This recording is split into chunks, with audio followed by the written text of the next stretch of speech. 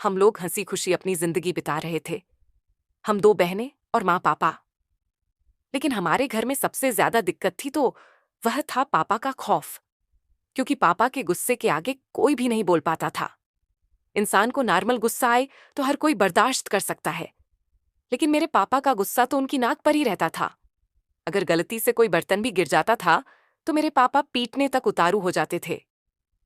मेरी माँ तो मेरे पिताजी से इतनी डरती थी कि उनकी हर वक्त हाँ में हाँ मिलाई रखती थी।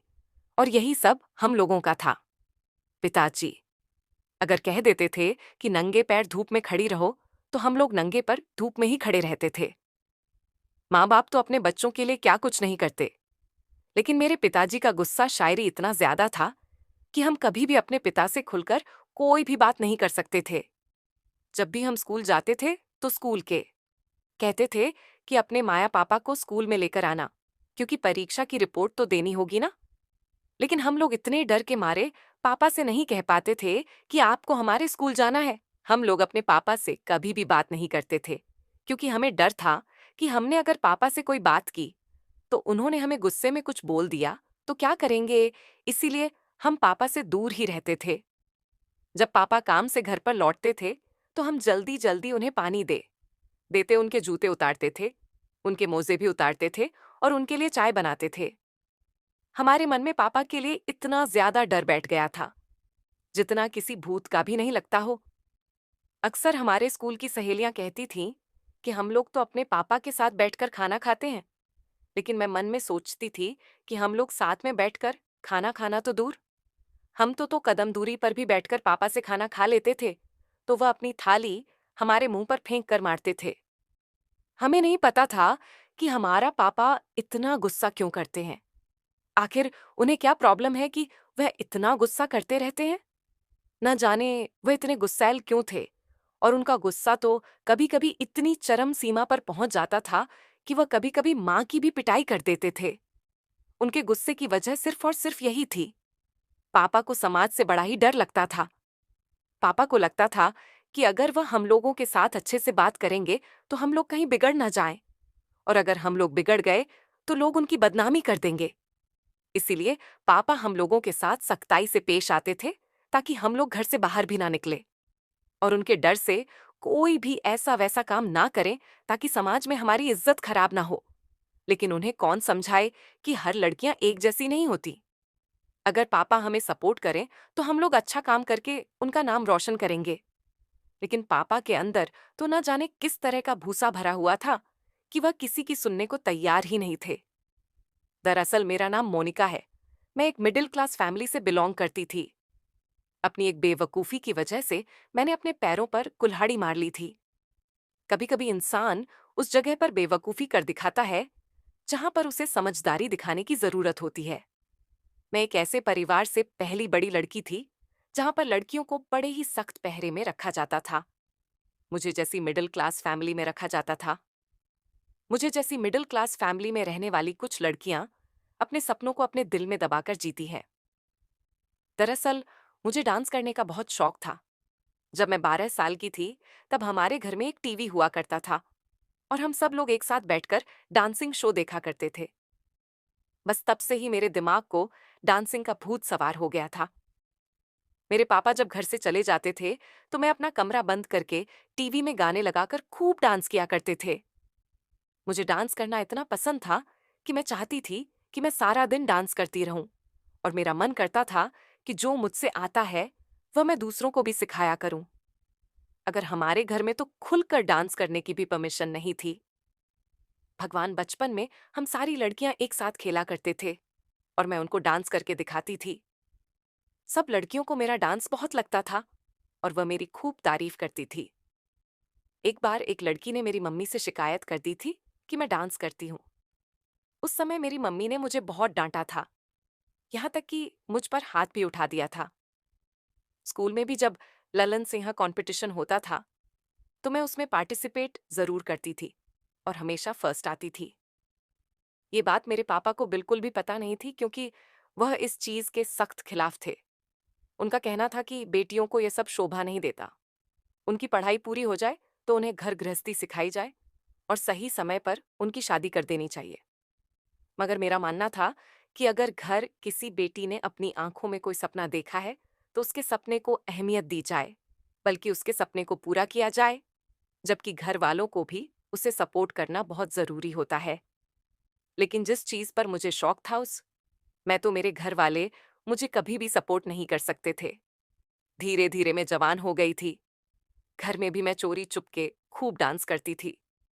अब वक्त के साथ साथ मेरी मम्मी को यह बात पता चल गई थी, जबकि पापा को भी किसी ने मेरी शिकायत लगा दी थी कि आपकी बेटी डांस करती है। और जिस दिन मेरे पापा की यह बात पता चली थी तो उन्होंने मेरी अच्छी खासी क्लास लगाई थी। पापा ने कहा था कि आज तो मेरे पास शिकायत आ गई है, तुमने डांस किया है। अगर आगे से शिकायत आई तो मैं तुमसे कुछ नहीं कहूंगा, बल्कि खामोशी से तुम्हारी शादी कर दूंगा। मैं नहीं चाहता कि लोग हमारे परिवार का मजाक बनाएं। तुम इस तरह घर की बेटी को, इस तरह घर की बेटियों ने कभी भी ऐसे काम नहीं किए हैं। हम दो बहनें और दो भाई ही थे। मेरे पापा ने भाइयों को तो खूब छूट दी हुई थी। उनका जो मन करता था वह किया करते थे, जबकि हम दोनों बहनें अपनी मर्जी से घर से बाहर भी नहीं निकल सकते थे। जिंदगी बहुत ही बोरिंग हो गई थी। मेरे मामा की बेटी थी जो कभी कभी हमारे घर पर आ जाया करती थी। उसके मम्मी पापा ने उसके मेरे सपनों को पूरा किया था, जबकि एक ऐसी फैमिली के रहने वाली थी जहां पर उसे फुल सपोर्ट दी जाती थी। उसका सपना था फैशन डिजाइनर बनना। उसके घर वालों ने उसके सपने को पूरा करने में कोई कसर नहीं छोड़ी थी। उसे देख देख कर मुझे अफसोस होता था कि अगर इसके सपने पूरे हो सकते हैं तो फिर मेरा सपना पूरा क्यों नहीं हो सकता। मेरा सपना था कि मैं एक बड़ी डांसिंग कोरियोग्राफर बनूं और एक डांसर बनकर अपना और अपनी फैमिली का नाम रोशन करूं। हमारे घर में तो कभी गाना भी बज जाता तो सब लोगों को यही लगता था कि मैं डांस कर रही हूं, लेकिन हर बार ऐसा नहीं होता था। कभी कभी ऐसा भी होता था कि मैं अपना मूड फ्रेश करने के लिए टीवी में गाने लगा लिया करती थी या फिर म्यूजिक सिस्टम पर गाने लगा लिया करती थी। एक दिन मेरी तबीयत ठीक नहीं थी और मेरे सारे घर वाले शादी में जा रहे थे। अपनी तबीयत ठीक न होने की वजह से मैंने उनसे शादी में जाने को मना दिया था। घर से जाते समय पापा ने कहा था, घर का दरवाजा अच्छी तरह से लॉक करके जाना और कोई अंदर आए तो दरवाजा मत खोलना। पापा की बात सुनकर मैं उनसे कहा, आप फिक्र मत करें। मेरे पापा और सब लोग घर से निकल गए थे, जबकि मुझे अब मौका मिल गया था डांस करने का। इसीलिए मैंने सब लोगों के जाते ही म्यूजिक सिस्टम में तेज आवाज से गाने लगाए और मैंने डांस करना शुरू कर दिया था। मैं अपने कुछ वीडियो रिकॉर्ड सभी किया करती थी। आज मेरे पास वीडियो रिकॉर्ड करने का बहुत अच्छा मौका था, इसीलिए मैंने सॉन्ग लगाने के बाद अपने मोबाइल का कैमरा ऑन करके रख दिया था। और फिर जब मैं डांस कर रही थी तो मेरी पूरी वीडियो रिकॉर्ड हो गई थी। मैं डांस करने में इतनी मग्न थी कि मुझे किसी बात का होश ही नहीं रहा था। लगभग आधे घंटे तक मैं डांस करती रही थी और इस तरह मेरी सारी वीडियोस भी बन गई थी और मैं थक चुकी थी। मैंने जैसे ही म्यूजिक सिस्टम बंद किया तो अचानक मुझे दरवाजा बजाने की आवाज आई। मैं घबरा गई थी कि दरवाजे पर कौन आया है। मैंने सोचा शायद कोई पड़ोसी होगा, इसीलिए मैं दरवाजा खोलने के लिए गई। मैंने जैसे ही दरवाजा खोलकर देखा तो मेरे पैरों तले से जमीन खिसक गई थी, क्योंकि दरवाजे पर कोई और नहीं बल्कि मेरे पापा खड़े थे और जो गुस्से से लाल पीले हो रहे थे। उनके चेहरे पर आने वाले गुस्से भरे एक्सप्रेशन मुझे साफ नजर आ रहे थे, मगर पापा को देखकर मेरे होश उड़ चुके थे। मेरी समझ नहीं आ रहा था कि पापा क्या कर रहे हैं। मैं पापा से अभी कुछ कहने ही वाली थी, तभी उन्होंने चिल्लाकर मुझसे कहा, क्या कर रही थी तुम घर के अंदर, और दरवाजा इतनी देर में क्यों खोला। मैंने पापा से कांपते हुए एक शब्दों में कहा, पापा में। मेरी बात सुनकर पापा ने अचानक मेरे मुंह पर थप्पड़ मार दिया और कहने लगे, पिछले आधे घंटे से मैं दरवाजे पर खड़ा हुआ बेवकूफ बना रहा हूं। कब से लगातार दरवाजा बजाए जा रहा हूं, मगर तुम तो गाने बजाने में इतने बिजी हो कि तुम्हें कोई आवाज ही नहीं आ रही। मैं जानता हूं कि तुम गाने बजाकर डांस कर रही होगी। तुम नाचने में इतनी बिजी हो गई थी कि तुम्हें दरवाजे की आवाज ही नहीं आई। मैं कब से चिल्ला रहा हूं, मेरा मोबाइल गाड़ी में रह गया, वरना मैं तुम्हें फोन करता। पापा की बात सुनकर मैंने कहा, पापा मैं डांस नहीं कर रही थी। वह मुझ पर जोर जोर से चिल्लाई और कहने लगे, तो फिर क्या कर रही थी।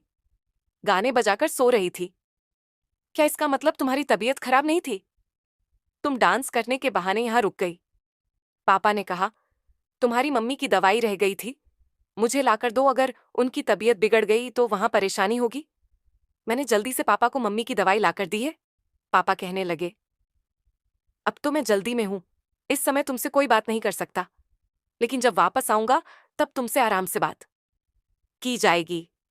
दरवाजा अंदर से बंद कर लेना।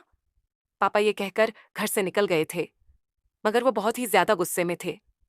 आज की ये गलती मुझे बहुत भारी पड़ गई थी। मैं तो उस समय को कोस रही थी जब मैंने तेज आवाज में गाने लगाए थे। मैं गाने तेज आवाज में सुन रही थी, तभी इसीलिए दरवाजे की आवाज मुझे सुनाई नहीं दी। ना ही मुझे ये पता चला कि पापा इतनी जल्दी वापस आ जाएंगे। मुझे तो पापा से बहुत डर लग रहा था, क्योंकि अब मुझे सावधान हो जाना था। पापा पापा कहकर गए थे कि जब वह आएंगे तब मेरी अच्छे से खबर लेंगे। मैं समझ गई थी कि अब मेरे साथ कुछ बहुत बुरा होने वाला है। वह सारा दिन मेरा टेंशन में गुजर गया था, क्योंकि मेरे सभी घर वाले रात के टाइम पर घर वापस आने वाले थे और मैं घरों में बिल्कुल अकेली थी। पर मम्मी मुझे फोन करके पूछ रही थी कि आखिर तुमने ऐसी भी क्या गलती कर दी जो तुम्हारे पापा बार बार गुस्सा कर रहे हैं। उनका मूड तो बिल्कुल भी ठीक था। जब से वह घर से मेरी दवाई लेकर आए हैं, तभी से उनका मूड बहुत खराब हो रहा है और बार बार वह मुझसे यही कह रही है कि हमें घर जल्दी चलना है। आज घर जाते ही मोनू की खबर लेनी है। तुम्हारे पापा मुझे तो कुछ नहीं बता रहे हैं, मगर मुझे इतनी उम्मीद जरूर है कि तुमने कुछ गड़बड़ की है। पता नहीं तुम क्या करके बैठ गई हो। मुझे तो तुमसे हमेशा डर लगा रहता है कि तुम जानती नहीं हो कि तुम्हारे पापा कितने गुस्से वाले हैं। आज न जाने वो घर आने के बाद क्या कहेंगे। ये कहकर मम्मी ने फोन बंद कर दिया था। मेरी तरफ से परेशान तो वह भी बहुत लग रही थी, मगर मैंने तो सोच सोच कर ही रोंगटे खड़े हो रहे थे। आज मेरी तो शामत आने वाली थी। मैं बहुत ज्यादा डरी हुई थी और बार बार भगवान से प्रार्थना कर रही थी कि आज मुझे पापा से बचा लो, आगे से मैं ऐसी कोई गलती नहीं करूंगी। और फिर रात के समय मेरा पूरा परिवार वापस आ गया था। पापा का मूड अभी भी बहुत गुस्से से भरा हुआ था। मैं जल्दी से पापा के लिए गिलास में पानी लेकर आई तो उन्होंने मेरे हाथ से गिलास झटक दिया और मेरी दीदी से कहने लगे, कविता तुम क्लास गर्ल, गिलास में पानी लेकर आओ। मैं जानती थी पापा मुझसे नाराज हैं, क्योंकि मेरी वजह से उन्हें पूरे आधे घंटे तक दरवाजे पर खड़ा रहना पड़ा था। मम्मी बार बार पापा से पूछ रही थी कि आपको क्या हो गया है, वहां पर भी आपका मूड खराब रहा था। पापा ने गुस्से में बताया कि तुम्हारी बेटी हमारे जाने के बाद दरवाजा बंद करके तेज आवाज में गाने बजाकर डांस कर रही थी और मेरे लाख दरवाजा बजाने की आवाज भी इसको नहीं आई। मैं तुमसे मना किया है कि इस घर में जो म्यूजिक सिस्टम है उसे तोड़ दो, मगर तुम में से किसी को भी मेरी आवाज नहीं आती। हमारे परिवार की लड़कियां नाच गाने नहीं करती। ये बात मैं तुम लोगों को कितनी बार समझाऊं। मैं अपने पापा की सारी डांट को नजरें झुकाकर सुन रही थी। मम्मी ने मुझे पापा से माफी मांगने का इशारा किया। मैं जल्दी से पापा के कदमों में बैठ गई और उनसे माफी मांगने लगी। मैं बड़ी मुश्किल से पापा को मनाया था और फिर काफी देर के बाद वह मान गए थे, क्योंकि मैंने उनसे कहा था कि मैं ऐसी गलती आज के बाद नहीं करूंगी। पापा ने कहा, अगर तुम ऐसी गलती दोबारा ना करो तो ही तुम्हारे लिए बेहतर रहेगा, क्योंकि अगर आगे से मुझे पता चला कि तुम डांस करती हो, तुम्हें तुम्हारी शादी तुम्हारी बड़ी बहन से पहले करवा दूंगी। यह भी नहीं देखूंगा कि अभी तुम 17 साल की हो और तुम्हारी शादी की उम्र भी नहीं है, और तुम्हारी शादी भी किसी ऐसे परिवार में करवा लूंगा जहां जाने के बाद तुम्हें नानी याद आ जाए, क्योंकि लड़कियों की शादी जब जल्दबाजी में होती है तो उनको वह सारे सुख नहीं मिल पाते जो माता पिता उनके लिए सुकून से देखकर करते हैं।